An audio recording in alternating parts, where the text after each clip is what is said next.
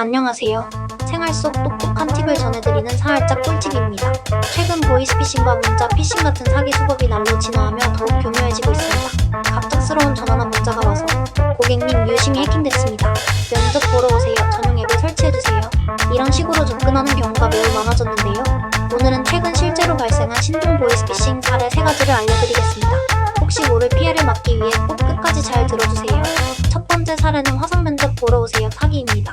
특히 취업 준비생을 노리고 있는데요. 씨는 어느 날 모르는 번호로 문자를 받았습니다. 기업 채용 담당자입니다. 지원하신 이력서를 잘 받았고 1차 면접에 합격하셨습니다.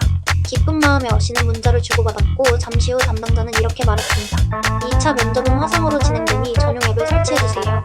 그리고 앱 설치 링크를 보내왔죠. 씨는 아무 의심 없이 앱을 설치했고 설치가 완료되자 면접 코드를 입력하라는 안내가 나왔습니다.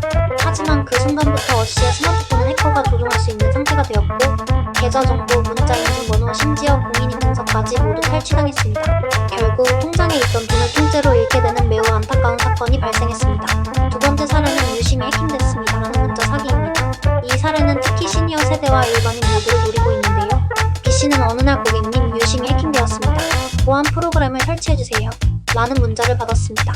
처음 보는 사이트 주소가 포함된 링크가 있었고 불안한 마음에 링크를 눌러 앱을 설치했습니다. 하지만 이 앱은 정식 보안 프로그램이 아니라 원격 제어 앱이었고 설치 즉시 스마트폰 안의 모든 정보가 해커에게 노출되었습니다. 해커는 이 앱을 이용해 B씨의 스마트폰을 조종하며 소액 결제, 계좌 이체, 심지어 카메라까지 원격으로 접근하는 등 심각한 금전적 피해를 입혔습니다. 특히 이 수법은 정부기관이나 통신사를 사칭해 신뢰를 유도하기 때문에 매우 위험합니다. 세 번째 사례는 최근 금융감독원 직원을 사칭한 이메일 사기입니다.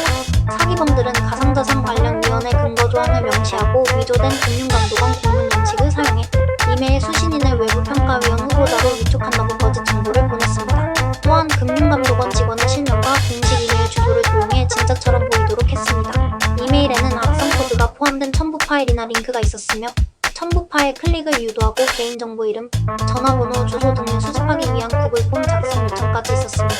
이런 이메일을 받으면 악성 코드 감염이나 개인정보 유출 위험이 매우 크니 특히 주의해야 합니다. 이제 이런 피해를 예방하기 위한 꼭 필요한 대처법을 알려드리고요. 모르는 발신자의 문자나 이메일 속 링크나 첨부 파일은 절대 클릭하지 마세요. 아무리 그럴싸해 보여도 악성 사이트일 가능성이 큽니다. 앱 설치는 반드시 공식 앱스토어인 구글 플레이나 애플 앱스토어에서만 하세요.